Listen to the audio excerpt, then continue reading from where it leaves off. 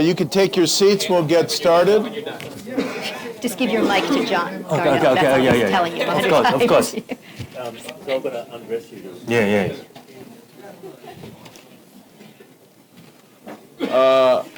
On behalf of the Hoover Institution, both the part of it that's at Stanford University and the part of it that is here in these offices in Washington, D.C., I want to welcome you to this special event where we are releasing this report on Chinese influence in American interests.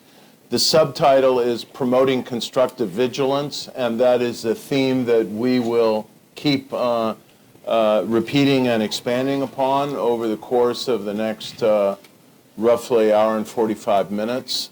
I want to begin by welcoming you to these offices at the Hoover Institution in Washington, D.C. My name is Larry Diamond. I'm a senior fellow at the Hoover Institution. I'll introduce our panelists in a few minutes. I want to thank the Hoover Institution for its co-sponsorship and co-convening of this report with the Asia Society and its China Policy Center and with the Sunnylands, the Annenberg Trust at Sunnylands, which is a wonderful institution that hosted a memorable early meeting of this task force. I want to thank Orville Schell, the co-chair of this task force with me, for inviting me to join him in this odyssey. I didn't really fully understand, Orville, what I was getting into when we started, but I think I do now. Let me just offer a couple of opening remarks, and then I'm going to give the floor to Orville Schell. And then the plan will be to first articulate a few of the themes that we've looked at in this report. Minxin of Claremont McKenna College is going to give you some highlights of the research and analysis we've done of the Chinese influence bureaucracy. And some of the highlights of our analysis of the universities sector. Liz Economy at the Council on Foreign Relations in New York is going to talk a little bit about think tanks. Orville, who after all was dean of the Graduate School of Journalism at Berkeley and has been a leading journalist and scholar of China for a very long and distinguished career, will talk about the media.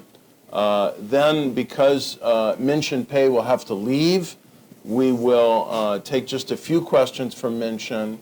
Then we will pivot to our next panel, which will focus more on our recommendations and also offer a comparative analysis of Australia, and I'll introduce our two additional panelists at that time.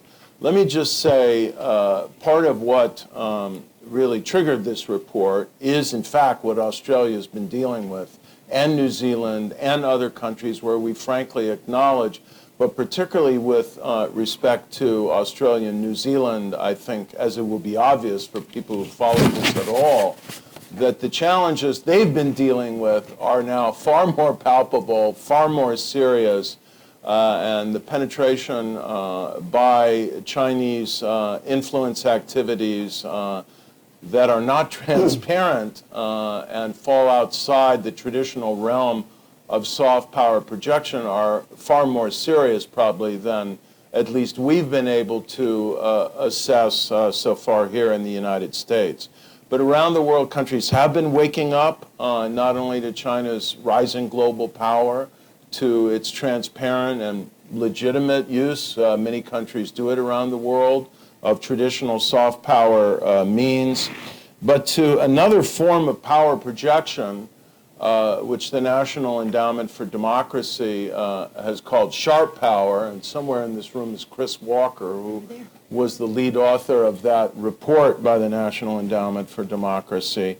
which can be understood in what I think will go down as the seminal words of former Australian Prime Minister Malcolm Turnbull, as power that is covert, coercive, and corrupting, or corrupting, depending on how it's projected, which penetrates more deeply the social and political fabric of these societies, seeking to tilt them, at a minimum, toward more favorable views of China and of its international posture and its stance on Taiwan, Tibet, the Uyghur crisis in Xinjiang, and it is a crisis, its role in the South China Sea, and to preempt any criticism of China's authoritarian posture in these places and on these issues. These methods of sharp power, of power projection that is not transparent, that is covert and often coercive and compromising, if not corrupting, exploit the openness of our societies in a way that at least threatens the integrity of our democratic institutions. And we don't want to exaggerate the threat. I think Orville will have some cautionary words in this regard, and we together have tried to articulate them in an afterword to the report. But we do want to call attention to it and perhaps stimulate greater discussion in the United States and a new round of vigilance, constructive vigilance. I won't articulate further what we found because I think our panelists are going to do an excellent job of that. Let me, before I turn it over to Orville, just offer some final thanks to the Hoover director, Tom Gilligan, for his support, to the director of the Washington office here of Hoover, who couldn't be here today, Mike Frank, for his welcoming support of, this is the second time we've met in this building, to Erin Nichols for her help in arranging this here, and I see from the Annenberg Trust at Sunnylands, Jeff Phillips. Thank you for your participation and support, Jeff. So Orville, over to you. Well, listen very quickly, because we'll want to hear from our discussants who will actually give you sort of concrete details of the report. This has been a very happy, I think, collegiate project over the last year and a half, and I think grew out of a recognition that all of us were feeling in one way or another that there was a sort of a sea change in attitude, and that it actually threatened the very proposition upon which American policy has been long based, namely engagement. And that at the base of that change was a deepening concern that many of us had that, is this, can you hear okay? Yeah. Maybe that's better. Was a concern that many of us had that, in fact, if we are headed towards a more contentious, competitive, and possibly even adversarial relationship, and if China was not committed to the kinds of reforms that we had all been looking forward to, hoping would be implemented in greater measure, that in fact we had a bit of a clash of civilizations coming on that would involve not only values and political systems, but would cast everything in a somewhat different light. And that meant that all kinds of exchanges that at one point might seem quite innocuous, even constructive, might then acquire a different cast.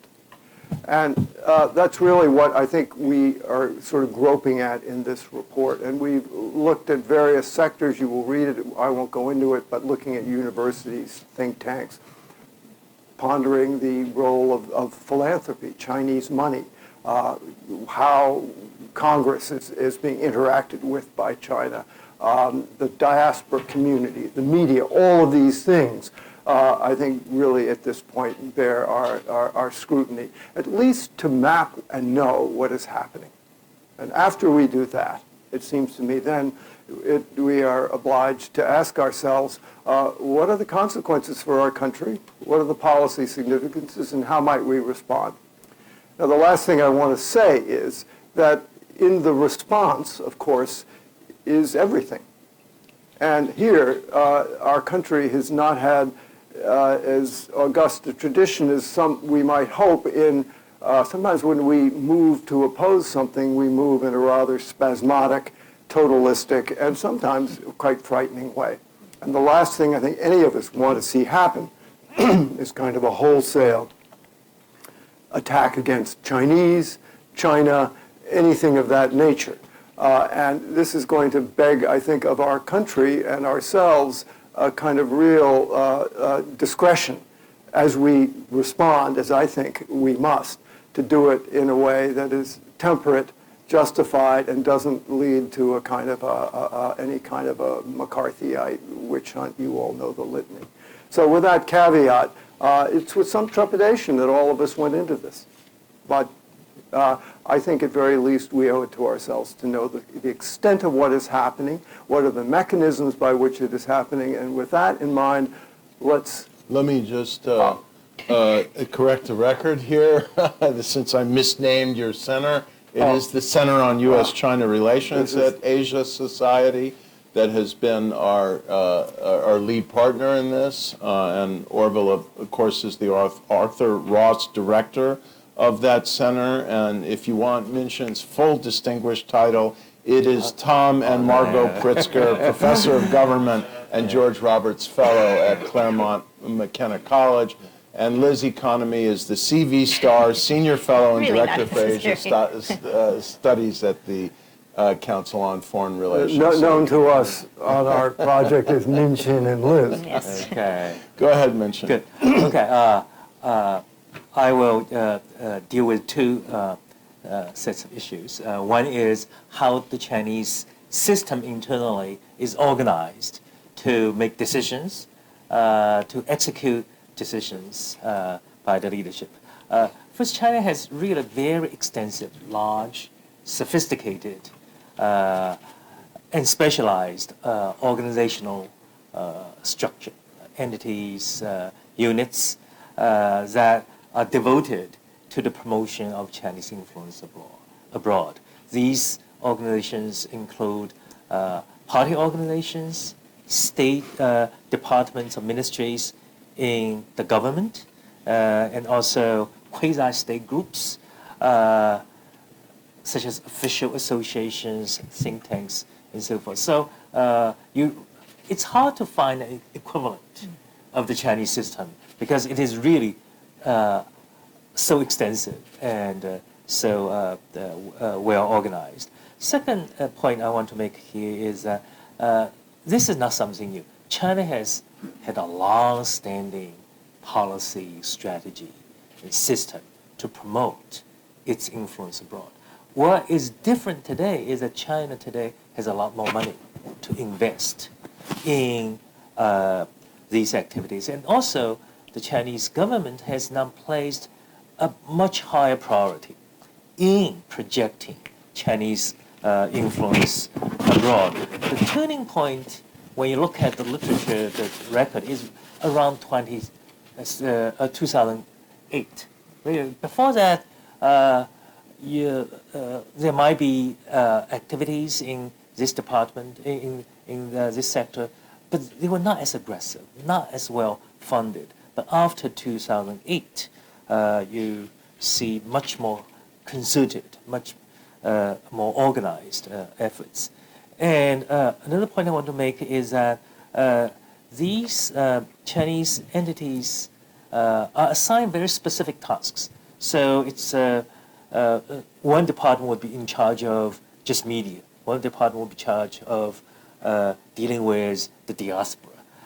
One part would be dealing with universities and think tanks. So it's as a result, over time, Chinese entities acquire enormous knowledge and skills. So they are quite competent in conducting, in carrying out their mission.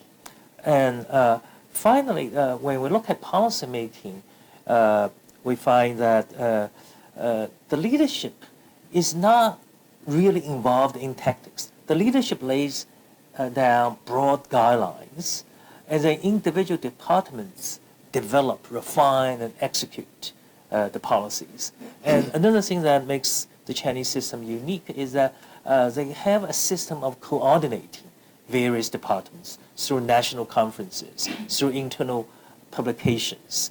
Sometimes these conferences are held once a year, sometimes they are held once every 5 years. So in other words, when you look at the Chinese system, you have to really be quite jealous of a system that really seems to do what it is intended to do. But still, there's problems with the system. One, I think there is overlapping. You see that some departments do things other departments also do. And there's also corruption in the system, because once a lot of money is appropriated for external influence, then the money is not really well used. Now, let me just very briefly touch on universities. We identify 5 sets of tools and tactics China has used in influencing, in projecting its influence in American universities. The first one is the best known, Confucius Institute. The second is that the second one is probably more problematic. That is, on major campuses, China has so-called Chinese Students and Scholars Associations.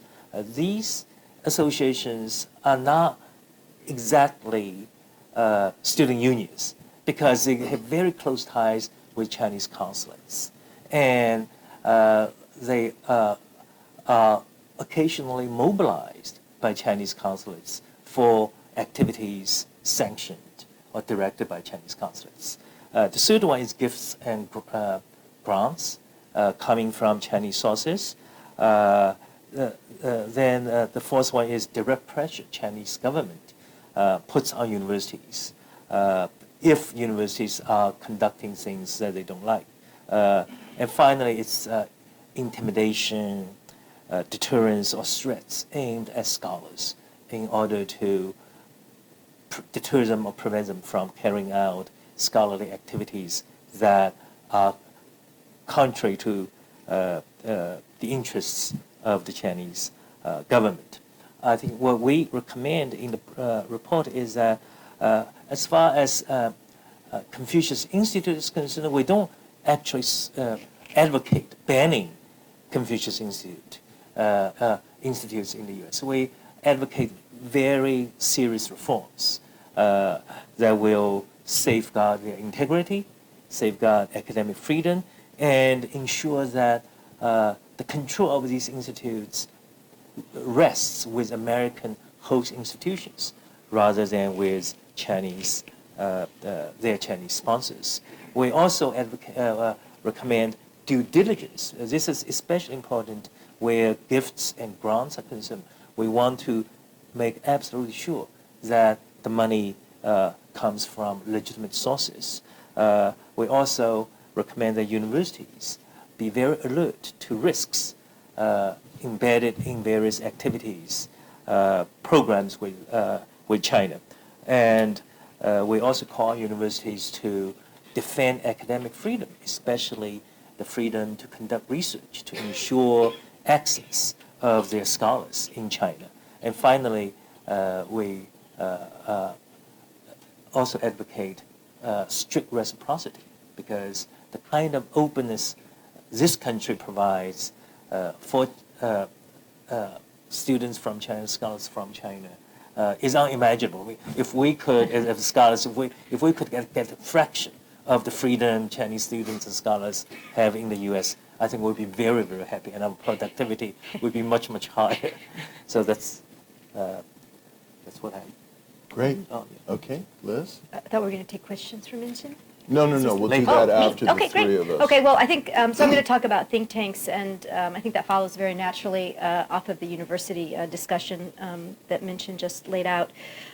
So the findings from this chapter were developed out of a set of interviews of 17 senior China and Asia analysts within 11 DC and New York-based think tanks. So it's a little bit different from some of the other chapters in the report. Why is the Chinese government interested in think tanks? Because think tanks speak to three communities that the Chinese government cares about. They speak to the media, to the U.S. media, they speak to the U.S. public, and they speak to the U.S. government. And so the Chinese is interested in using methods to persuade those analysts to develop a more favorable narrative around China. And they use both coercive tactics as well as methods of inducement and co-optation. I would say, broadly speaking, the experiences of the interviewees were quite similar. Everybody had the sort of same set of understandings of how the Chinese government was trying to undertake these efforts to influence their writings and their speeches, but how they responded to those efforts varied pretty significantly. So I'm just going to run through four sort of tools that the Chinese deploy and how the American think tank analysts respond, and then finish with a couple of recommendations. So the first sort of major approach is using visa access, right, as a tool, because for a lot of think tank analysts, albeit not all, but for a lot of them, going to China, meeting with their Chinese counterparts, interviewing Chinese officials, doing on-the-ground research, in the areas that interest them, really the lifeblood of their work, and it's essential to their ability to be productive and cutting-edge scholars. And the Chinese government, over the past few years, there's widespread agreement among the interviewees, it's become more difficult to get visas. Chinese governments have a number of strategies. So in addition to outright denial, which happened really only once among this group of 17, they will withhold visas. They'll tell you, this is not a good time for you to visit, which means effectively you're not getting a visa, but we don't want to formally deny you. They will bring scholars into the embassy or the consulate to quiz them on things that they've written, to grill them, even on social media. A lot of attention is paid by parts of the Chinese government to the writings of think tank analysts. So to exert some pressure on them, to make them understand that this visa is sort of being questioned and delayed, perhaps because of these things that you've been writing. Or sometimes they'll let scholars go to China, but then will say, you're not allowed to meet with people, or you're not allowed to visit these certain areas, or put other kinds of restrictions on their visa access, on their access. In terms of how the scholars respond, there's a small group of the interviewees who simply don't go to China. They'll say, it's not worth the trouble. My research doesn't actually need it. The type of work I do, I don't have to go to China, so I'm just really not going to bother. It's a small minority of the group, though. They've begun to appeal, many have begun to appeal to Ministry of Foreign Affairs officials because control over the visas appears to have moved to the Ministry of Public Security now, so that's made it more difficult. So sort of giving advance notice to the Ministry of Foreign Affairs that, in fact, you want to go to China, you're going to be applying for visas, sometimes will facilitate the process. And then sometimes, in rare instances, there's an occasion where a member of a think tank delegation has been, looks to be about to be denied a visa, and then there's a case where the head of that delegation said, we're going to cancel the delegation unless you give everybody a visa, and the visa was produced for that. So there is that element of leverage and threat that actually think tank analysts do possess, but oftentimes are reluctant to try. But at least in one case, that did work. So visa access is one tool that they use. A second is to try to enforce PRC norms and sort of values and policies within think tank activities. So, it's often think tanks like to host senior Chinese officials, right? It's a sort of prestigious thing for them. So the Chinese will say, maybe, oh, you're hosting a Taiwanese official a week before, or looking at the proposed guest list, they'll say, we don't really want that scholar there. If you don't cancel that meeting with the Taiwanese official, or if you don't remove that person from the guest list, we are going to take away the speaker. And that is a very common occurrence. I would say almost every think tank analyst whom I interviewed, not every, but almost every, I just said I interviewed, sorry, okay, anyway, that we interviewed, basically had experienced something like that.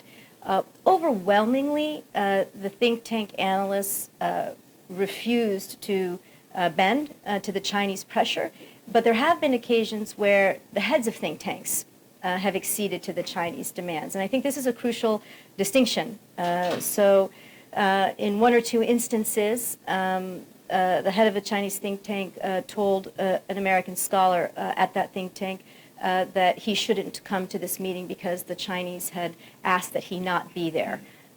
So I think that is troubling.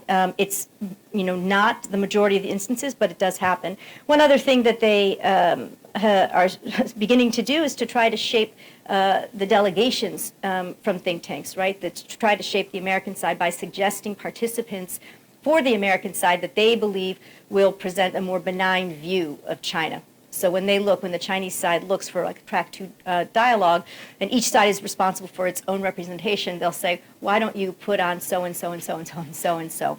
And here too, by and large, the U.S. side will reject the Chinese efforts to pressure them or shape the way that they do business. But again, it's not 100% across the board here. The third is what Minxin mentioned in universities, and that's funding. I think this is an important area for us to focus on. As China gets wealthier, the opportunities for Chinese funding increase. The Chinese government does provide access funding for delegations to come to China, for track 2 dialogues. Chinese entrepreneurs are increasingly supporting research in U.S. think tanks. Most of the think tanks that take a fair amount of money from Chinese sources tend to use it to fund their centers in China or in Hong Kong, but some do take Chinese money for research. And here again, there's a wide disparity around how the think tanks respond to offers of Chinese money. Some think tanks say no Chinese government money, but we'll take money from private Chinese citizens. Some say no Chinese money, no foreign money at all. So there's a whole range. There is no one policy. C.H. Tung, the former chief executive of Hong Kong, has his own foundation. He is an especially proactive actor in this effort. Interestingly, a number of think tanks have taken money and done projects with him and his foundation. Interestingly, they have different responses to his efforts to influence them, with some think tank analysts saying totally hands-off on the project, didn't say a word, and others saying tried to shape the agenda, said that he had to review what I was going to write, and so I said, no, I don't want to do the project. So, again, a wide range of responses and experiences, but you can see that there are efforts in any case to use Chinese money to influence things. And then finally, I would say think tank analysts are not immune to the lure, like their business counterparts, immune to the lure of the Chinese market. And so the opportunity to have your words, whether written or spoken, have access to 1.3 billion people is attractive to many think tank analysts. So there are multiple opportunities to write op-eds for Chinese newspapers, to go on Chinese television, and to have your books translated into Chinese. But always with the knowledge that your words can be censored, right? So parts of your interviews may not be seen, or large sections of your books may be changed if you choose to go down this route. Again, think tank analysts, wide range of responses. One think tank has a blanket ban on any engagement with the Chinese media, just zero for any part of the think tank. Others say, I talk to everybody, I do everything.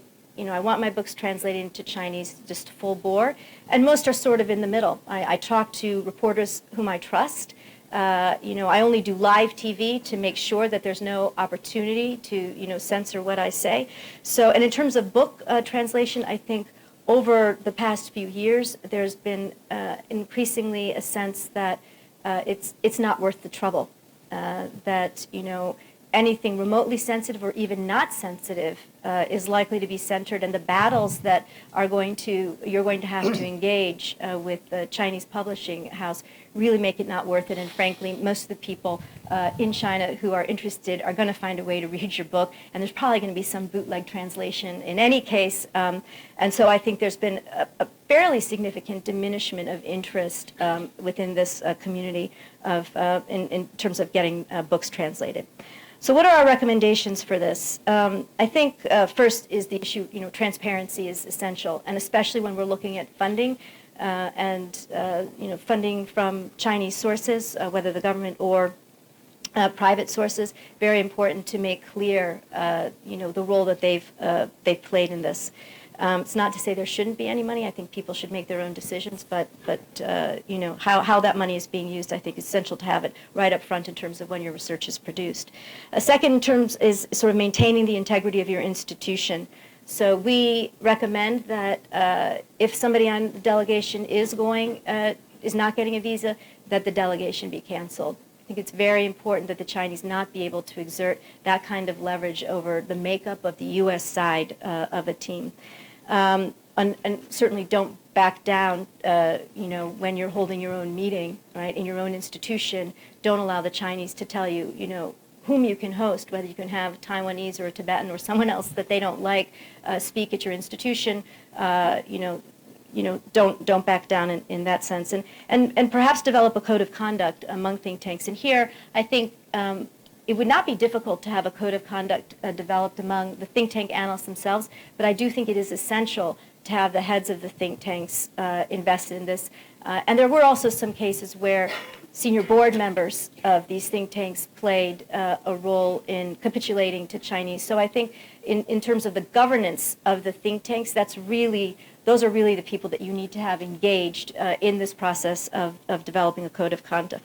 And finally, as mentioned, where it makes sense, and here we talk about visa access, reciprocity should be considered.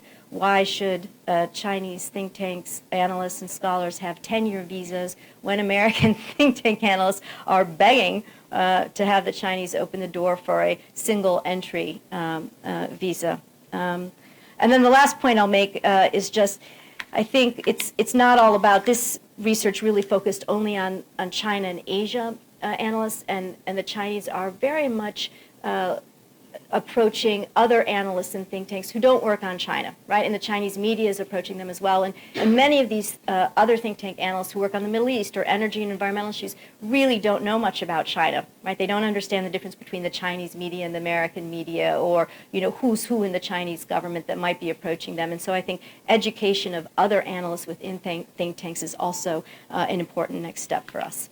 Thank you. Thank you, Liz. And now, Orville, maybe you could Don't we want to hear the questions first? No. We still have a few minutes for you to talk about the media, and then we'll go to... Well, let me just very quickly sum up where I think we are. Obviously, the media is the way people learn when they leave school. It's utterly critical to the functioning of any democratic government. In the question of China's influence on the media, and I should say, interestingly enough, I think for all of us who engaged in this year-and-a-half-long study, there's a crucial distinction between influence. It's sort of an electromagnetic spectrum that ends up with interference. And there's lots of gray area in between. And it's a very elusive, sometimes, task to figure out where something lies on that spectrum. But I think, by and large, the media is whatever its nature, is of critical importance to how people understand the world, understand China and the U.S.-China relationship. There are two aspects of China's influence-seeking. One is the Chinese language media abroad. And that's largely something people don't see unless they read Chinese. And even those who do read Chinese are not tremendously well-versed with the Shijie or the whatever foreign newspaper there is. I think our report documents very clearly, and I've found this one of the more interesting sections, the way in which the Chinese language media abroad, and particularly in this country, has drifted almost entirely to the American side. This is done through surrogate owners. It's done to the Chinese side. To the Chinese side. Excuse me. Mainland Chinese side. My apologies. It's done through surrogates. It's done through controlling advertisers. It's done through, the obvious fact of China's sort of immense economic clout plays a very profound effect on how the media has evolved. So that's one sort of hidden part of the media iceberg underwater for most people. It's of critical importance because it's how the the very consequential diaspora community gets its news. So the Chinese have done, I think, quite well in bringing that to heel. We don't find the dividing line between Taiwanese prone media and mainland media so much anymore, because even the papers that used to be sort of on the Taiwan side have somehow been co-opted to different degrees.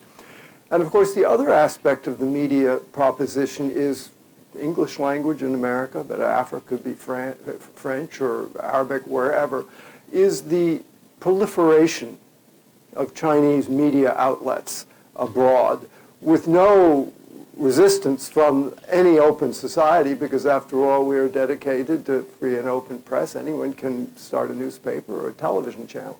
And so you have this very well elaborated Chinese network of television networks, radio networks, magazines, newspapers, websites, think tanks. Something is in our report, but Liz didn't mention it, the Chinese are starting to build think tanks abroad. Yeah. So this is, again, maybe it's not all that convincing. Maybe most of you don't read the China Daily. It sits there and doesn't get read. But it does occupy space, and it is there, and I think it does finally have an effect. So those two categories, I think, are helpful to think in those two different ways. And I think, as our report suggests, the Chinese are spending immense amount of resources on this. For instance, in Africa, there's a whole new francophone media push, and the United States isn't the way we work. And at the same time, I think it's important to note that our media outlets are having a tremendous problem in terms of their business model. So, on the one hand, you have this sort of ballooning of Chinese media presence, and you have a really diminished resistance capacity on the side of a liberal democratic society. And I think that raises some very troublesome questions for a society that depends upon a well-informed electorate to make intelligent decisions and vote for candidates that have acumen in running their country. So you can read more in the report. Yeah, I just want to add one thing, that the WeChat, you did not mention, because WeChat has now become its own ecosystem. When people from China come and live everywhere around the world, it's WeChat. And WeChat carries information that has its own unique characteristics. Yeah, and I have to say, unique would characterize it. There's amazing things coming over WeChat. Yes. But again, this is the Chinese language ecosystem, part of the ecosystem. Okay, our plan was to go immediately to the next panel and then take questions across the two panels, but Minxin will have to leave in a few minutes. So I want to take just a few minutes to see if anyone has a question for Minxin Pei before he has to depart. Chris? And wait for the mic, if you will. Sure. You can identify yourself for the... Chris Walker at NED. So Minxin, during your presentation, you kind of sketched out the outlines of how all of these influence entities are operating within China, and you noted that of these enormous number of departments, the top leadership offers broad guidelines. It doesn't really micromanage.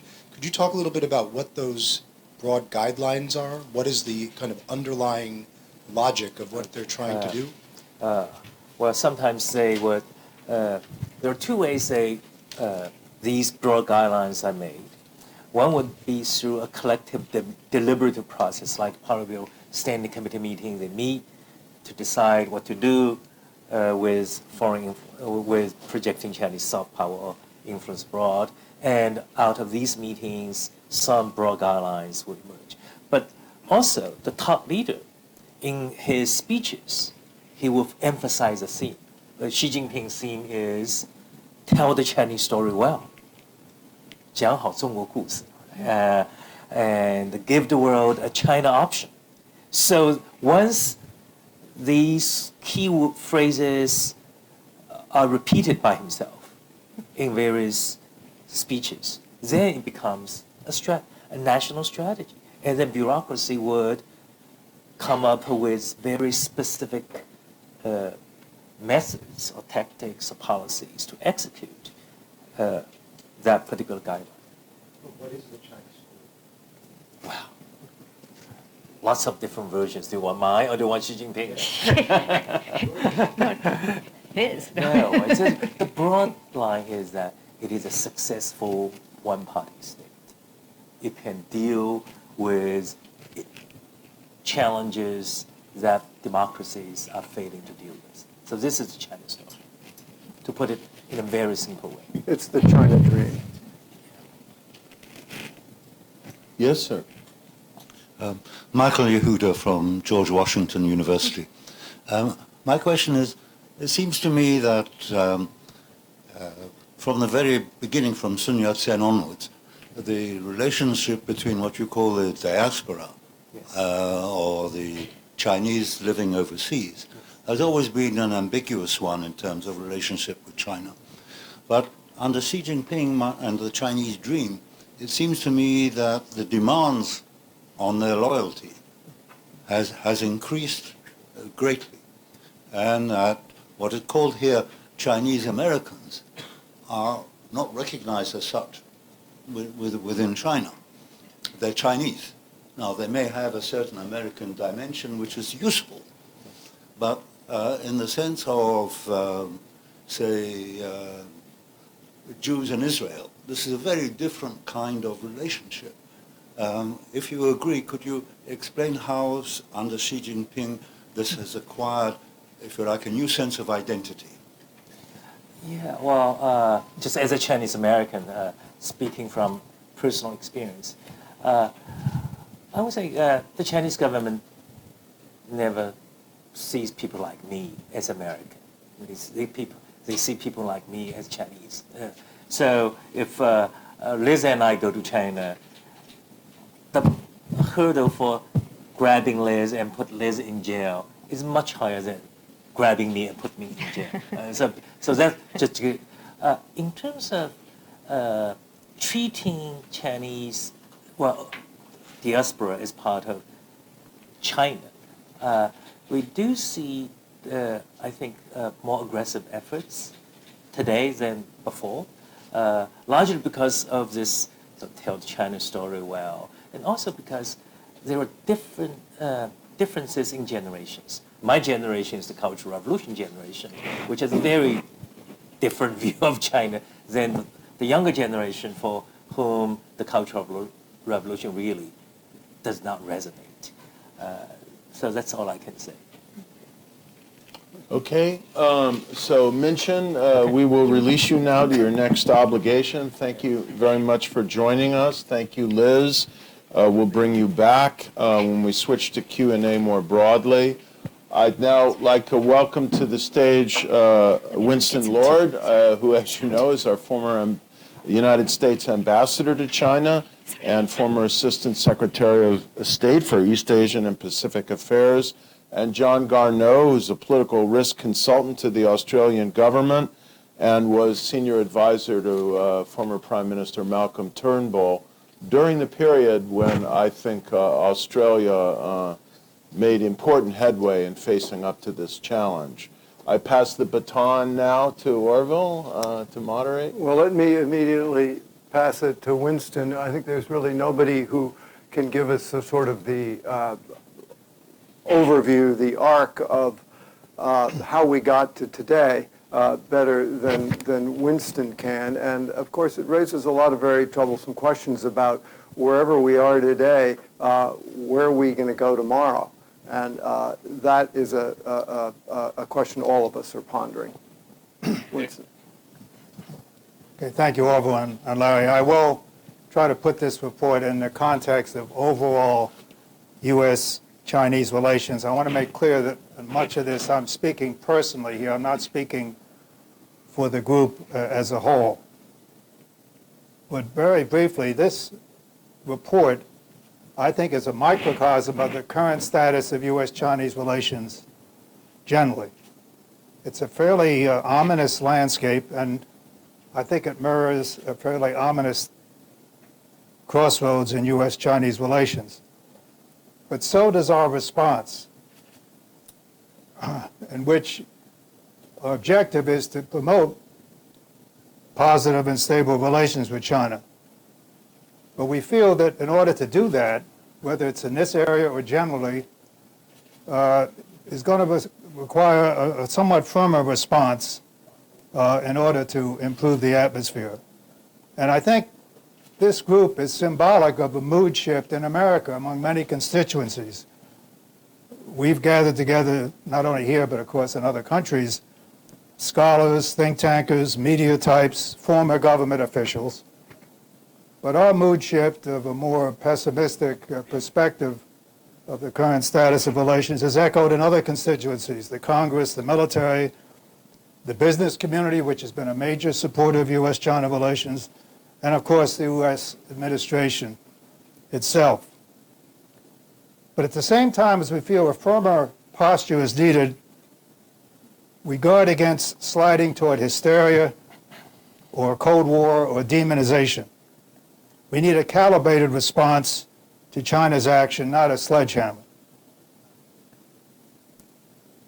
And just as across the board in this report we call for a calibrated response, so I think we need that in our overall relationship. We're going to need to manage what is now termed strategic competition, I think fairly accurately, erect guardrails against miscalculation and conflict, and continue to seek areas of cooperation. So the firmness that we recommend in certain areas is a means to an end, not an end in itself. The Chinese respect firmness, and they exploit the lack of it. And that's the spirit of our report. Now, in terms of overall relationship right now, again, I'm speaking personally, but I feel we're on a possible collision course, and it's the most serious juncture since we opened up in the 1970s, which I was privileged to be part of.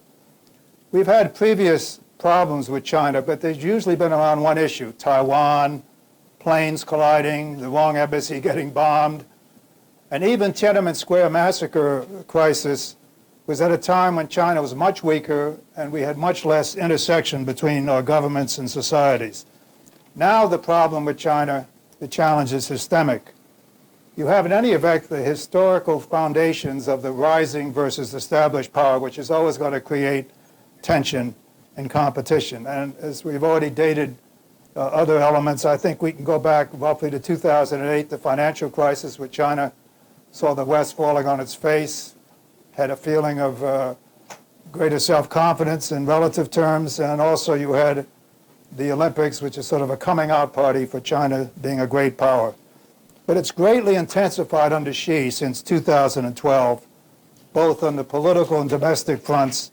His repression at home and his aggressiveness abroad have greatly exacerbated the already difficult foundations of historical clash of rising versus established power. And this includes, of course, the subject of this report of growing Chinese influence and interference in our, and I hasten to add, other societies. Be sure to read the annexes of what's happening in other countries. And of course, Mr. Garnaut will get into that in his remarks. But we are careful to distinguish between what is legitimate and acceptable and what we do and what other countries do from what is, as we said in shorthand, covert, coercive, or corrupt. And we want to target our responses accordingly. Now, I believe this approach in our report is needed in our foreign policy overall. A calibrated response, not disengagement, not outright hostility, and a need to distinguish between what's acceptable and unacceptable in Chinese policy in a wide range of fields. Let me just tick them off briefly, illustratively, because I think they echo the approach in our report. For example, the international system. China deserves greater seats at the table. Given the astonishing growth and power, they have a right to have more say in the international system. That's acceptable. What's unacceptable is if they're trying to undermine rules and norms and international law, the very system that helped China flourish in the first place. For the Asia-Pacific region, clearly room enough for both of us. Clearly China has legitimate security economic, geographic concerns. That's acceptable. Trying to drive the U.S. out of the region is not acceptable. So again, the distinctions have to be made. Or the South China, East China Sea. They have legitimate concerns there just by virtue of geography. What is not legitimate is violating international law, unilateral seizures of territory, militarization of islands, which they promised not to do, by the way. Terrorism, of course it's right to fight terrorism. It's not right to construct concentration camps and ethnic cleansing and conduct crimes against humanity. The cyber area, we all spy, cyber espionage we may not like, but we shouldn't have a double standard, we can live with that. Cyber theft of commercial secrets is not acceptable, nor would meddling in our elections. Now, we make a distinction. We don't feel there's proof that China has been trying to influence our elections like Russia has, although you've seen what's happened in Taiwan. I'm not conversant enough to know whether they actually meddled in the Taiwan elections, but of course the DPP says they did, and many others suspect they did. They certainly have the capability. They did. The gigantic Belt and Road Initiative, legitimate, promoting infrastructure around the world. It's not acceptable if it's predatory and colonial, and there's already some backlash. North Korea, they have obviously security interests and concerns we should take account of, but we shouldn't tolerate their continual undermining of pressures on North Korea, making our policy ineffective. Taiwan and Hong Kong, yes, sensitivity to sovereignty and other concerns, we can understand, but the squeezing of Taiwan and Hong Kong is less acceptable, and in the case of Hong Kong, just violating international agreements. So those are just examples where I think we have to distinguish where China, by virtue of its role and size and growth, has legitimate interest in pursuing legitimate objectives versus those we have to push back against. So in the last couple of minutes I have, let me just briefly say about the Trump administration's response to this. Again, I'm speaking personally. I feel that, and I think most of my colleagues would also, that in the face of what I've described of what China's been up to, particularly under Xi at home and abroad, that they're correct to label this strategic competition and to push back as an instinct.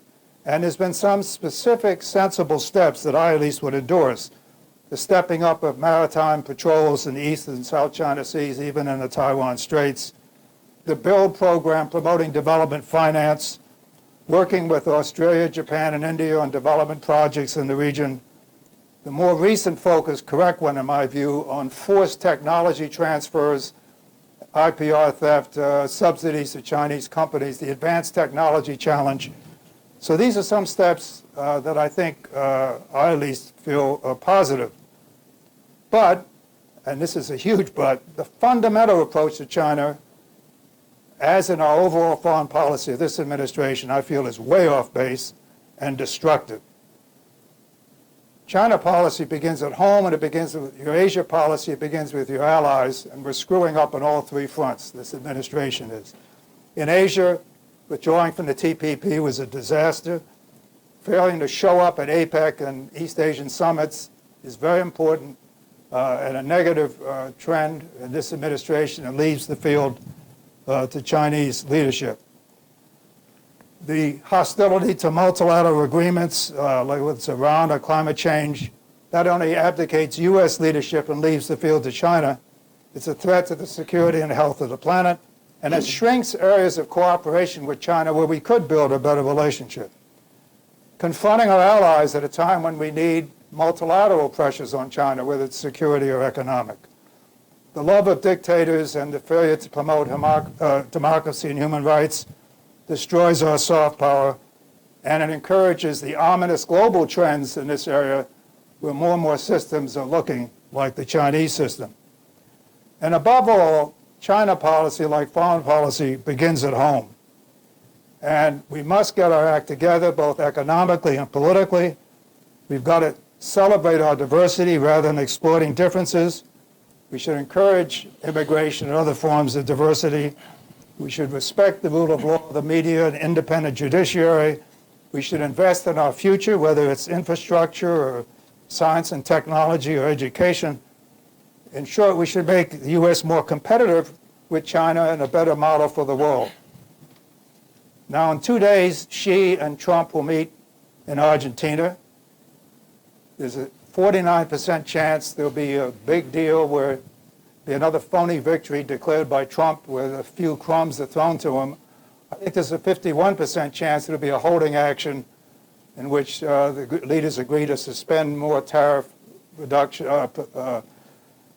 penalties, but try to lay out a framework for more negotiations. But whatever the outcome is, it's not going to solve, obviously, this systematic problem that I've outlined. And so, in conclusion, I would say that the historical phenomenon of a rising versus established power is greatly exacerbated by having two very dangerous leaders in our capitals. This report only addresses one area of this change in U.S.-Chinese relations, but it's a key one, because it involves the very constituencies that have been positive factors in our relationship and buffers against hostility. At such a crossroads with China, we need more dialogue and exchange, not less. But China, is, as we lay out in this report, is seriously threatening these exchanges and souring the very communities that have supported positive relations. And we need in our response, as I think we have in our report, to strike a balance between complacency and overreaction. We seek in this report to highlight the grave trends of Chinese actions in our societies and others, encourage the adoptions of policies that respond, but in a responsible way that preserves our values and doesn't jeopardize the overall relationship. In so doing, we hope to move China toward a more legitimate conduct in our societies, and therefore promoting a more positive relationship over the long term. In brief, we need vigilance, but it should be constructive, and we need these principles as well in our overall policy toward China. Thank you. Well, thank you, Winston. You will note in the towards the end of our report, we have shorter explanations of this same phenomenon in other countries. And one of the countries which I think is most interesting, because in many ways its experience has been very different from what we've experienced here in America, is Australia. In that case, there was some examples of direct interference in the political process. And when we first sort of began this project, we met at Sunnylands, and we met with some colleagues from New Zealand, Australia, Japan, Canada, Britain, France, Germany. And one of the people who joined us was John Garnaut, who's had a long experience both as a journalist from a diplomatic family and who was brought on by Australian Prime Minister Malcolm Turnbull to investigate this very problem in the Australian context. And we thought it would be interesting to have John just talk a little bit about that experience, because I think it helps illuminate the larger pretension, the scale of what Chinese ambitions are, and they are indeed global. So, John. We should add, his father was a terrific ambassador to China when I was there. So. But he wasn't as good a tennis player. Thank you very much, Orville and Larry, for this terrifically important forum and publication. So I'm here really to give some global context as one of the representatives of the two canaries in the Chinese coal mine. Anne-Marie Brady and I are kind of fighting it out to see is it Australia or is it New Zealand that earns that mantle. And you talked about how different Australia's experience is from the United States. I see more commonality than difference. For a while there, the difference was Australia had a look, and the United States is only now beginning to have a look. And Australia has had, a distinctive pathway to this, but it's not unique, and it wasn't the first. In many ways, I see the reset that's now happening, country after country around the world. And you could date it back to Japan in 2012, or India in 2013, or the students in Taiwan in 2014. And Australia started to look closely at this really, and it began in civil society. It was a one thing that's distinctive about Australia's conversation, it's been rooted in the Chinese diaspora, the Chinese community. It's found expression in the media, and so there was a very vigorous conversation that was being played out amongst in the media landscape, amongst a handful of scholars directly connected to the Chinese communities. It began partly as a civil rights conversation. How do you protect the rights of ethnic Chinese people in their communities when they're in the face of coercion and co-option? And then it became, it came to head with the analysis that Orville talked about, where there was an interagency investigation of this issue, and while the contents of that remain sealed, the consequences are pretty clear, and that is Australia took from that experience, first of all, the central importance of being very clear about what your terms are, and that's been discussed today. I like the 3 Cs that you talked about. I think that works. It's a versatile lens for looking at this. If activity is covert or deceptive or coercive or corrupting, it's out of bounds. It doesn't work. It's corrosive in an open, pluralistic society. And out of that, the responses, at least the principles that should underpin the response, I think are quite clear. And that is, the biggest weapon we have in this game is transparency, sunlight. Issues of enforcement are central to this, law enforcement. Sometimes that's a counterintelligence problem. Sometimes that's just enforcing the everyday rules of how markets work, how visas work, how rules on campuses work. Enforcement's not enough. It has to be systematic. There has to be a deterrence element for this, for a challenge that is as widespread and pervasive as we're talking about. There has to be strategy. It's very hard to play whack-a-mole, I think, in this game. But in order to do any of those 3 things, you need capability, and that's a challenge which we're all kind of rapidly trying to, a gap which we're rapidly trying to fill here, that there simply hasn't been enough people focused on this problem, and we don't have enough people and the tools to deal with it well enough. And so with sunlight, enforcement, deterrence, capability, you can begin, it gets you to the starting line. So Australia has, in some ways, had the, from its misfortune, it was kind of forced to act, perhaps earlier than some. In Australia, we developed a legislative framework which is reasonably integrated and robust. We started. There were some differences between the United States and Australia.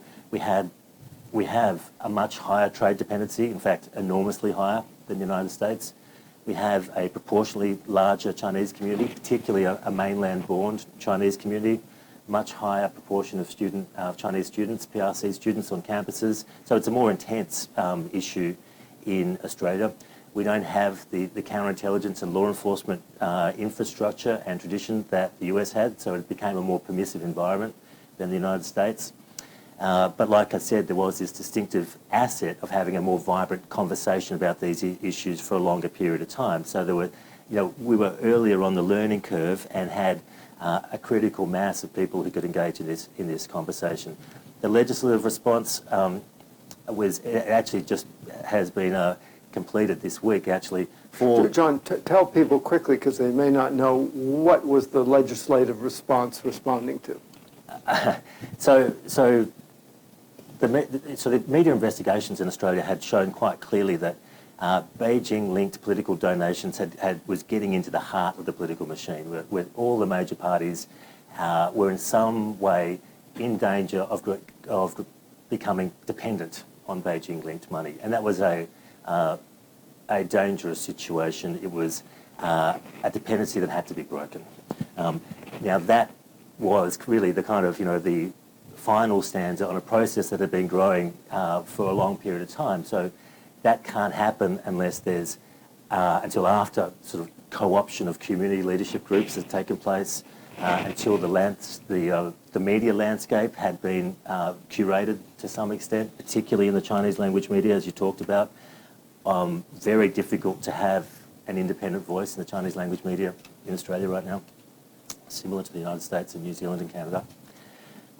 Issues on universities were serious, and also the incentive structures for businesses, essentially the cash for comment phenomenon that we're all familiar with, that was significant in Australia as well. So there's been a curation of the political landscape, and Beijing-linked money was finding its way into the centre of politics.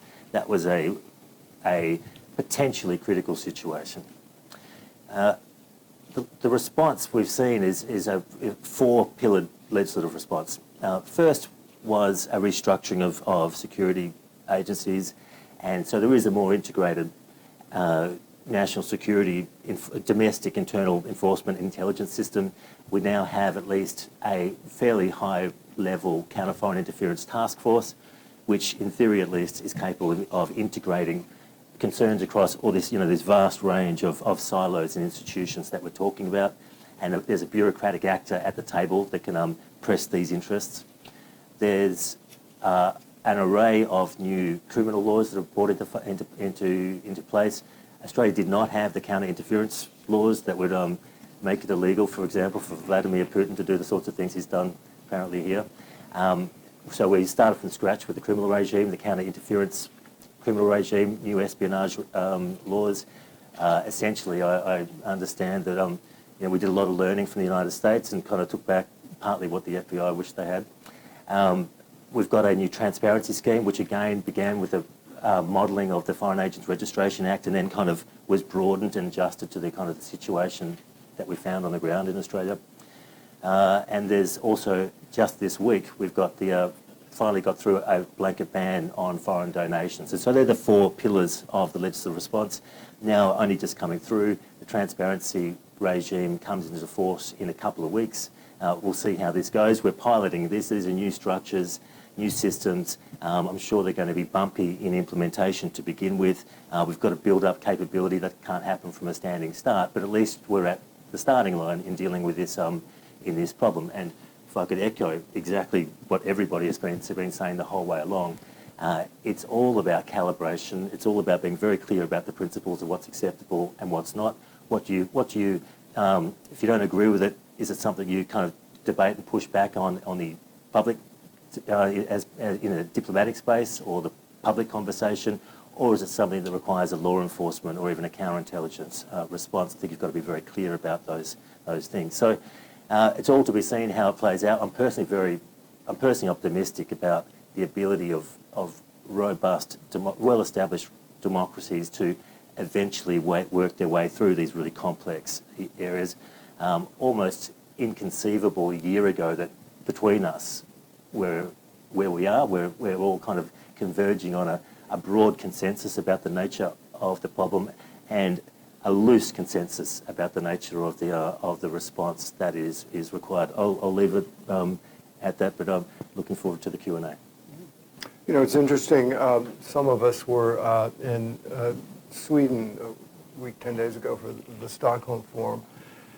And I have to say, one of the things which I found most interesting about that was the degree to which the kind of change in the weather system in Europe matched America. Now, Europe is a bit more disaggregated, and they tend to not think that they kind of matter quite as much, and they impressed me as not quite knowing what to do about it. But I think that's a common sort of almost existential dilemma that everybody finds themselves in now. But it's very interesting, I think, for us to note that whether it's New Zealand, Australia, Japan, Canada, Europe, there is a kind of a tidal change. And I think that moment it sort of begs of all of us then how to look at this collectively.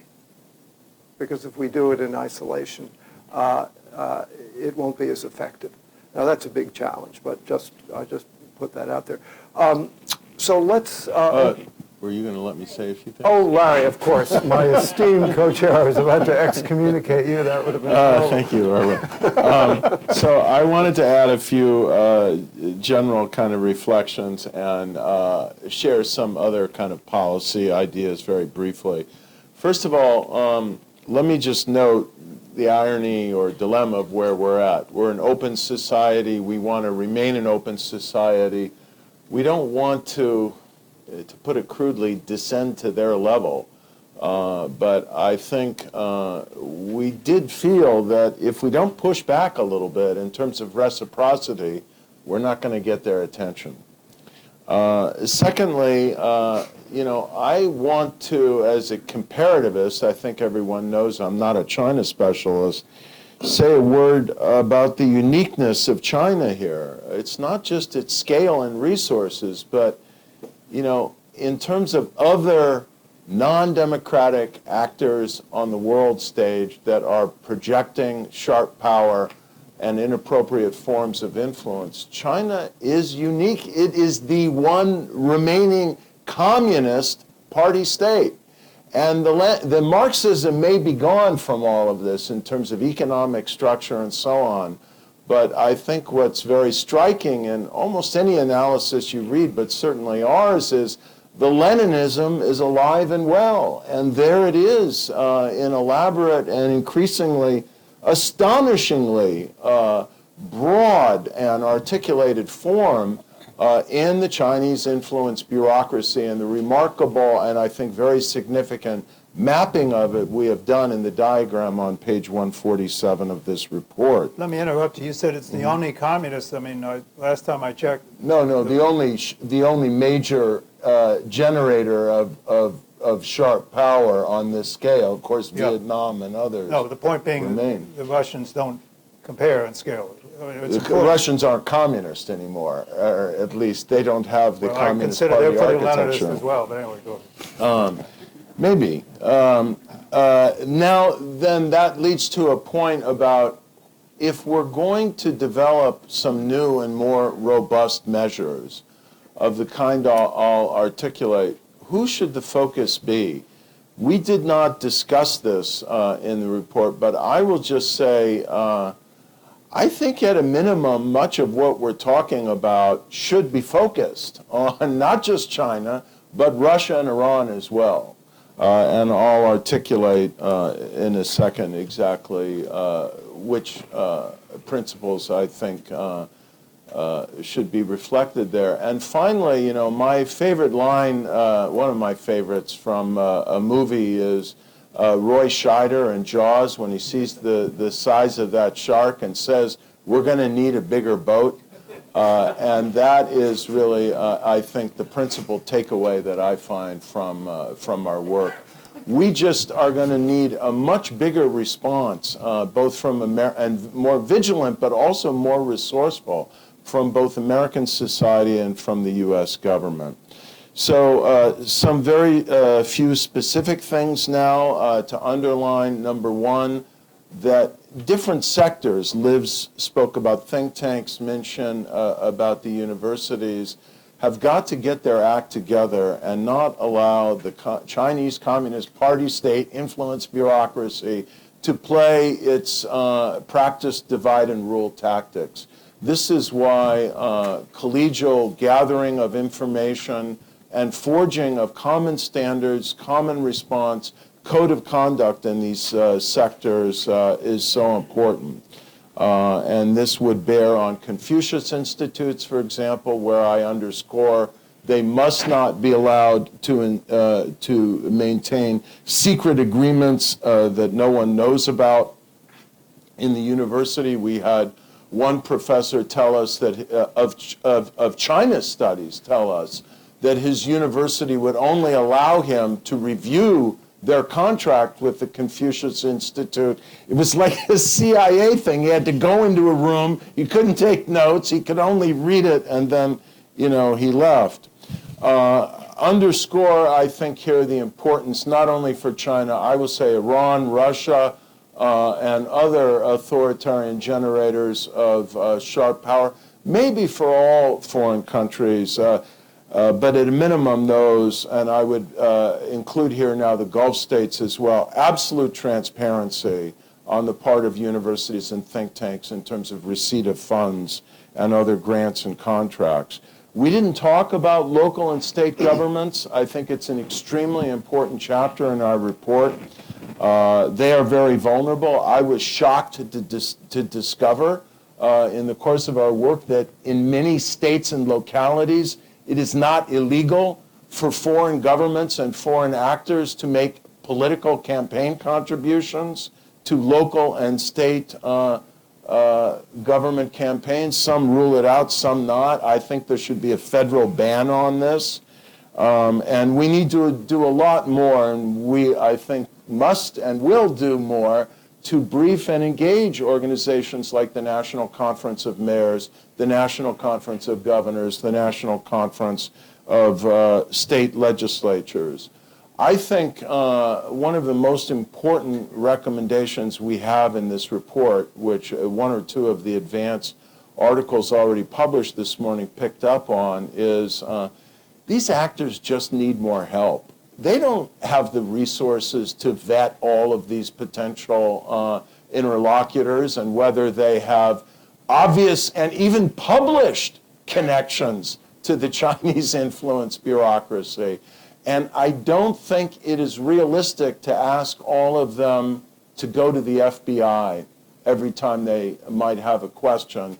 It's a little bit intimidating, and it's a higher threshold because then you kind of feel like you're almost casting suspicion of criminality on the potential actors. So I really think it's imperative that we create in the U.S. government some sort of information resource center that states and local governments, universities, think tanks, NGOs, and other actors in the United States could approach on a voluntary basis to try and learn more about who is approaching them with proposals for engagement. There's some very important ideas here on the technology front. They, in some ways, echo the remarkable DIUX report on China's technology transfer strategy. So I can leave those for the Q&A period. This is something that I've become quite concerned about. I think it's an existential challenge for the United States of America. I will just say here, again, in the bigger boat category, that we, the United States of America, really must do more, in a number of fronts. And so one front is, I'd say, spending on R&D to meet the Chinese challenge. A lot of it is now generated within China. It's not all technology theft anymore. We need to invest more in that sector, as the DIUX report urged. If we don't want China shaping the language agenda of instruction in colleges and universities, what about a new National Defense Education Act, like the one from the Sputnik era, that invests federal money in Chinese language instruction in the United States? So a lot of the smaller colleges and universities don't feel like they have to be dependent on Chinese language instruction funding.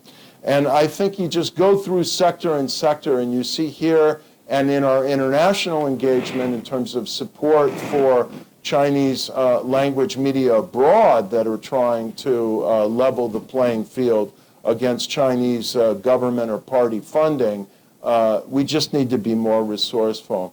I'll just make two final points. One is we have had some engagement with members and sections of the current administration, and leaving aside whatever opinions I might have on some of the policy issues that Winston has raised, I will say we have gotten an extremely heartening reception, and that gives me confidence that there is certainly vigilance and concern and readiness to meet the challenge within the current administration. And finally, it's on us in part. We've got to just buck ourselves up and develop a little more forthrightness, courage, I would even say, and principle here. The lure of money is just overwhelming. I cannot emphasize this enough. From the standpoint of universities in general, and what I have found in terms of the prospect of funding from think tanks, and in Hollywood. I will close with this. I have a friend who is making a movie that is going to, I think, be an extremely popular thriller at the box office. He had to rewrite a relationship that would have been a lesbian relationship out of the script. We're not even talking strategic issues now. because the studio told him they couldn't sell this movie in China if this relationship was in the script. You know, at some point, we've just got to decide, you know, what the boundary is in terms of self-censorship. Okay, Liz, why don't you come up here now, and then we'll take Why don't you Q&A. get another chair? No. You just, I'll stand because there's, you just, Really? you No, said I'll stand. I could probably It's good sit for- and be as tall good as for I my am, back. sitting here. All right, so Orville, I'll let don't you you, grab a seat? you know, go ahead. Well, let's throw it open to questions and comments. Yes.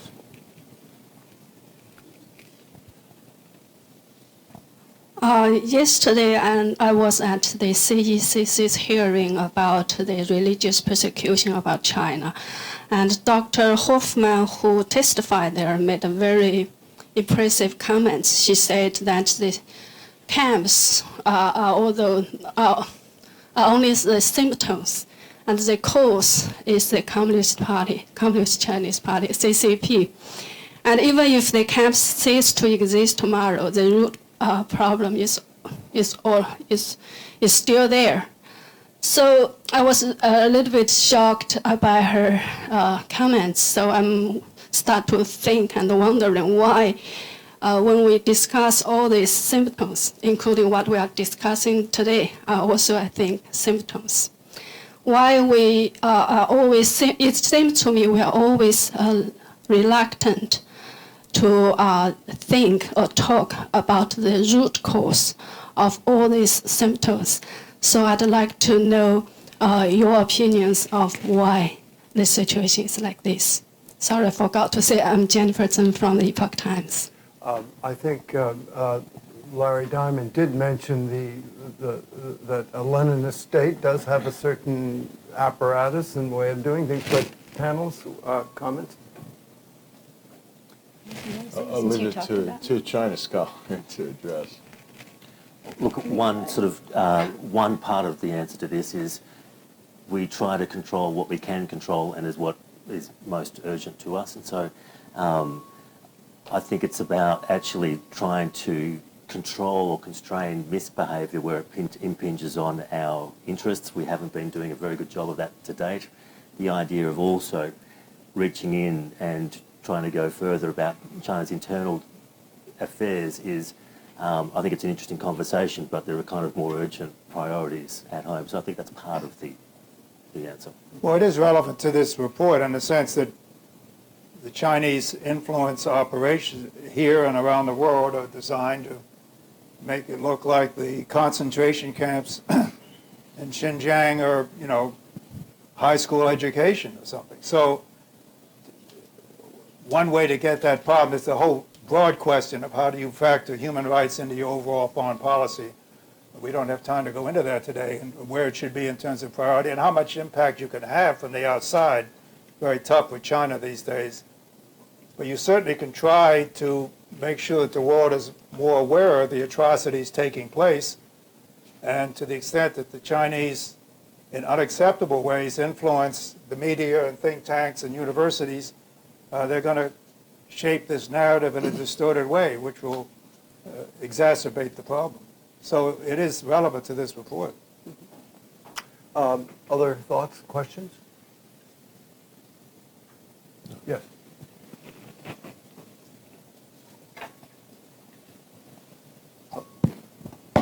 Then we'll take in the back. But that's right. We can start here. Was there? I thought there was a hand in the back. I don't think. Jeff back there. Yeah. Oh. Hi, Jeff Phillips from the Annenberg Foundation Trust at Sunnylands.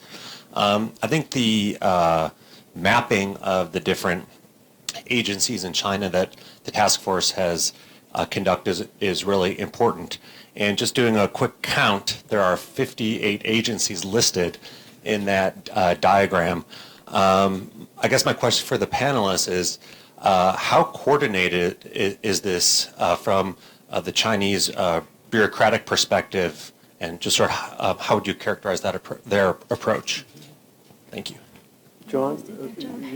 Sure. Yeah. Look, I thought Minxin Pei did a pretty good job of talking about that earlier, and that is, it starts from the very top. It starts with the important speech from the General Secretary. It echoes down in various official pronouncements, notices from the General Office, edicts, and then slowly it pushes down into laws, regulations, and then implementations down the 7 layers of the bureaucracy and across the whole span. So it's very much a political statement-based, declaratory-based system implemented by guidance more often than direction. There's a lot of competition between different parts of the system, so you can actually have agencies competing with each other for influence on a particular target.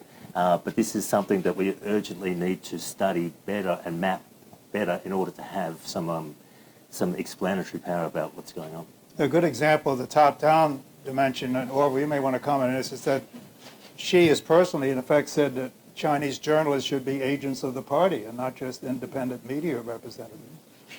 Well, of course, this went back to the 1940s in Mao's Yan'an Forum on art and literature, where all art, culture, media were supposed to be megaphones of the party, and that was never canceled. Did you want to say something? I mean, I do think that this idea of the united front is one that we had, particularly those of us who have been in the scholarly world, had thought was gone. You know, and the united front notion is that it was particularly directed towards the diaspora community originally, and that you make your alliances wherever you can, opportunistically, with the bourgeoisie, with the capitalists, whomever. But what we find now, I think, of late, is that the party and state have sort of amplified the jurisdiction of sort of united front conceit to encompass people other than just the Chinese diaspora community, and started to fund it very well. And it's an incredibly complex interlocking bureaucracy that involves both party and state. And remember, in China, there's a very clear division line between those two landforms that form the political landscape of China. Okay, any other thoughts, questions? Yes, right here. South China Morning Post. I was interested to see in the report, among some of the reciprocal actions recommended was a call for the rescinding of US visas to Chinese journalists when their American counterparts experience similar difficulties in China. And I wanted to just try and understand how that would actually play out on the ground, and what would be the criteria for choosing which journalists would not be granted visas, or whether it would be a one-for-one kind of system, how many would be chosen, and from which outlets. Thanks. Well, before I turn it over to my colleagues, I don't think that's what we recommended. We recommended that that as a country, we should consider an appropriate response, which may be holding up visas, and I would personally be opposed to holding up visas for journalists. But there are other media executives, businessmen, I mean, there are other party officials, propaganda officials. There are other ways to do it. But let's see what, Liz, do you have thoughts?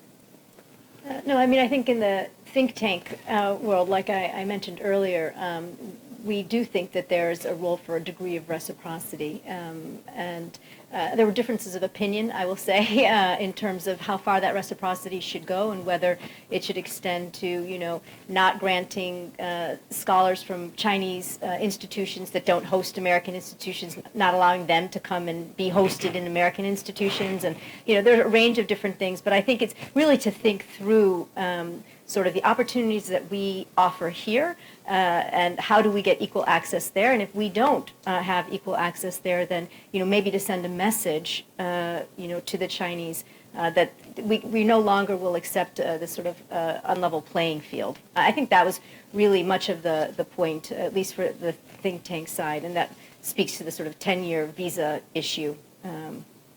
Well, we have a passage in here. The three principles in our response are transparency, and that's obvious. The shining of sunlight is non-controversial, and we emphasize that. The second one is what we call integrity, which is really building up the resilience of our various constituencies that are involved here, and including a coordinated response to being more effective. And that, again, was not particularly controversial in our discussions. It's the third area of reciprocity that really I think correctly raises the most difficult questions for all of us, and there are different views on what we should do. On the one hand, we are an open society. We don't want to compromise our own openness, transparency, and values. On the other hand, we don't want to be suckers either. And if you take the media example, as you have, you've got China, we've already briefly outlined it, Orville has, that Chinese radios, television, inserts in newspapers, sometimes clearly identified, sometimes not. No restrictions on where they can travel and what they can write about. And almost total blockage in China, whether it's visa approval or delays, it's somewhat eased lately, where people can go, what they can say, the websites that are blocked, which has financial as well as media implications for American journalism. And for years, the U.S. government and journalists have appealed to the Chinese for greater fairness and a level playing field with absolutely no effect at all. And so some of us, I'm more on the hawkish end of this, but it is true that most journalists I talk to who are most effective don't want to have reciprocity. And in fact, Orville, Liz, and I a couple of years ago went down and talked not only to journalists but the U.S. government and Congress, and there's a real division of opinion about, including among journalists, whether you should take reciprocal actions or whether you shouldn't. My own view, it's got to be selective, but I do think you're not going to get Chinese attention if you don't have some reciprocity. So, as Orville suggested, it may be more appropriate to hit a media mogul or a propaganda official or someone issuing or not issuing visas to our journalists and find it inconvenient to give them a visa or something.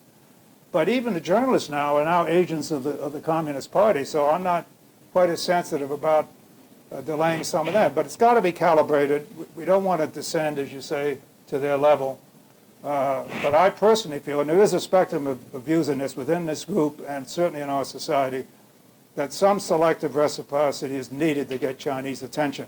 We haven't thought out, nor will we have consensus on the kind of specific criteria that you've suggested. But that's where the debate lodges. Yeah, and let me just add on, we never use the word rescind. And so I think there was never an idea that we would revoke a visa as retaliation, unless, of course, there's a journalist maybe who's operating, in fact, as an intelligence agent, and then we always have the option of calling that out and acting accordingly. I think at most the idea was that in the granting of new visas, we might take into account in terms of the total number of visas for journalists that we grant. You know, what is the, where's the reciprocity in terms of the number of American journalists that are being granted visas? Right here. Lucy Liu from Radio Free Asia. I have two questions about China's influence operations globally. The first is about Africa. I recently talked to a South Africa-based expert who thought what China is doing in Africa is nothing different. It's not anything different from what United States or Europe or Japan did. It's only newer. So do you feel the same? Do you see any problems with China's influence efforts in Africa? And my second question is about Latin America. I recently read a report, Chinese telecom giant ZTE is helping Venezuela building a social credit system that monitors Venezuelans' citizens' behavior just as what China does to its own citizen. So do you feel that China is exporting its political model to Latin American countries or other countries? Thank you. I'll say something. You want to start? Yeah, I'll start on this one.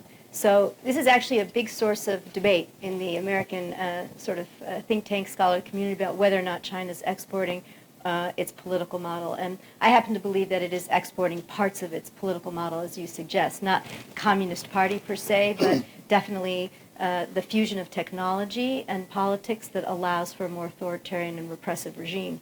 So you pointed out the Venezuelan example. There's also a surveillance system in Peru. Ecuador is looking at it, Bolivia. that's supplied by Huawei.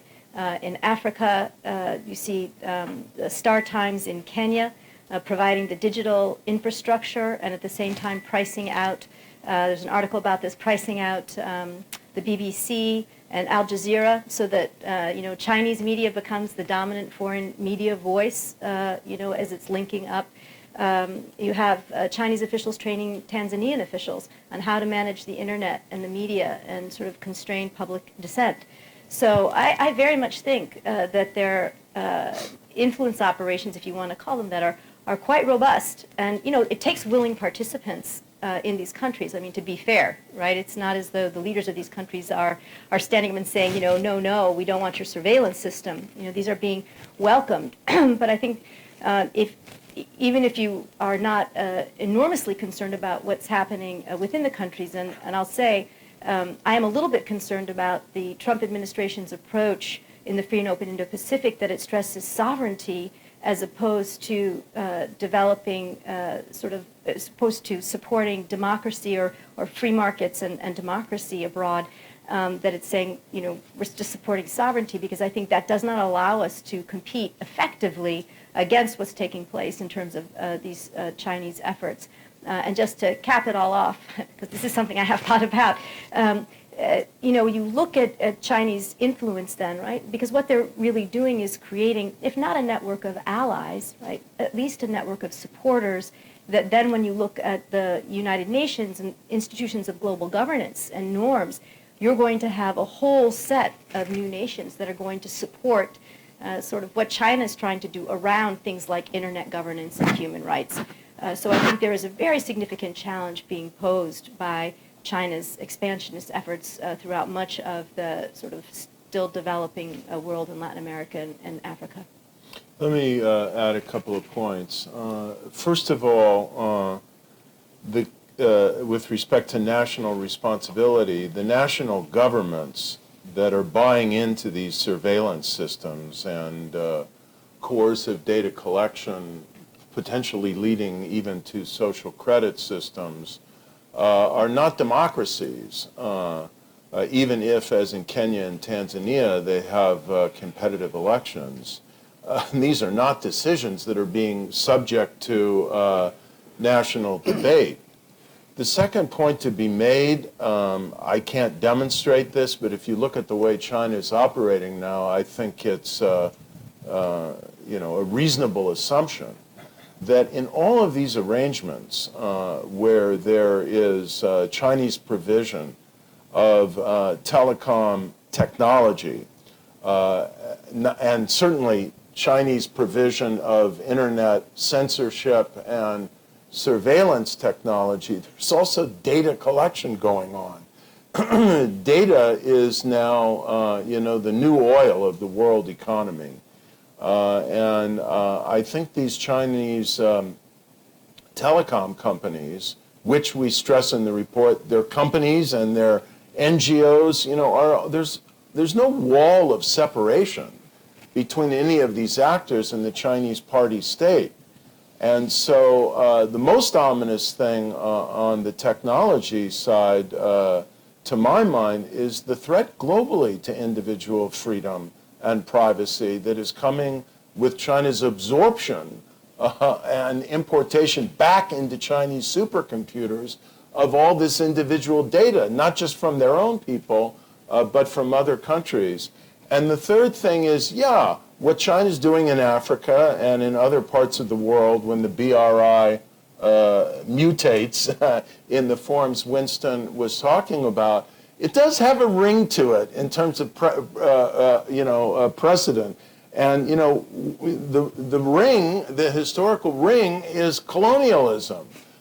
When you lure an authoritarian government in Sri Lanka to piling up $8 billion in debt and then say, well, we'll give you $1 million of relief, $1 billion in relief if you hand over your strategic port of Hanban-Toda for 99 years. What do you call that?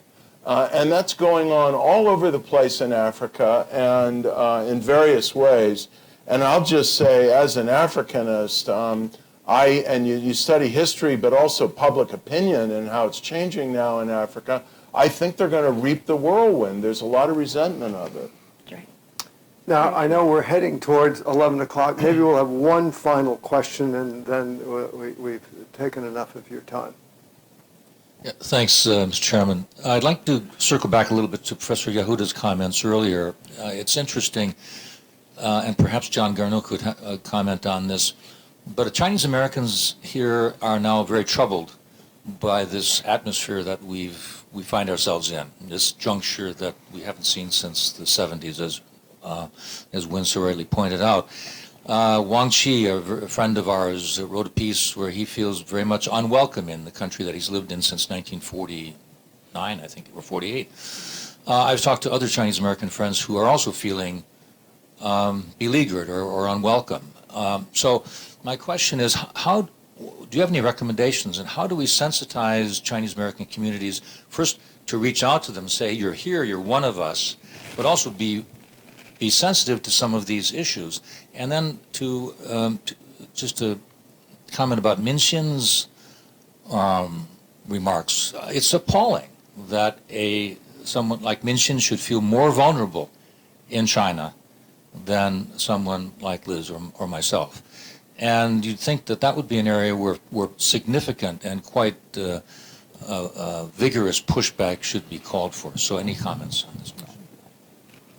Yeah, look, thank you for that question. I mean, that's actually personally where I've been interested in this issue, where watching as a journalist some of the most successful Australian business people in China were ethnic Chinese, in fact, almost all of them, and one by one they were being detained and having their assets appropriated from them. And I wasn't confident that our government was doing what they needed to do to protect the citizenship rights of ethnic Chinese Australians in China.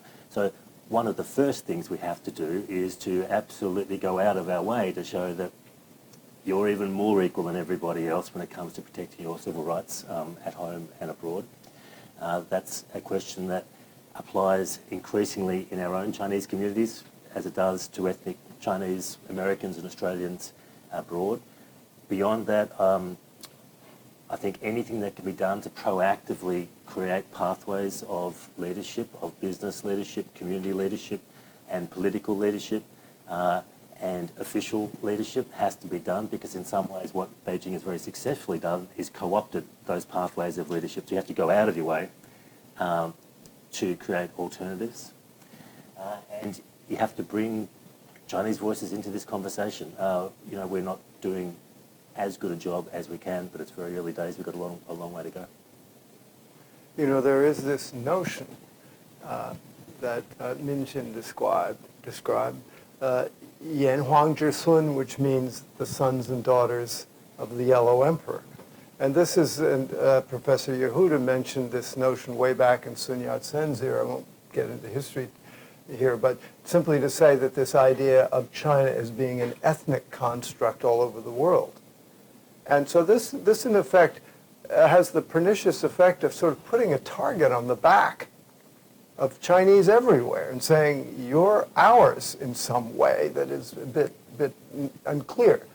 And I think this is a very, very dangerous presumption, because of course, people feel a certain loyalty ethnically, but to play on that is very dangerous. But I think as we head ahead into this, whatever this new world is that we're heading into, we do have to be very, very careful and remember that we are a truly multi-ethnic society, and that, I hardly need to say more. I think we're all aware of this danger, and I don't think anyone quite knows what the right prescription is going forward, except to be exceedingly careful and to have voices that are aware of it, sort of trying to be involved in the discussion and the dialogue. The report is very strong on this subject, and including in your afterward about not having broad brush or demonization. And I might add, about half this group is married to Chinese, so more than half. We have a particular interest in detecting nervites. So. And I would say it does also speak to this issue of Chinese students coming to the United States and visas for them. And I think, intimations by members of the White House that we should block all Chinese students from coming to the United States, while, on the one hand appalling, I think also contributes to an atmosphere of feeling fear among the Chinese American community that's already here. So I think that's also quite troubling and something we have to push back against. So let me now close our session with the following words of thanks.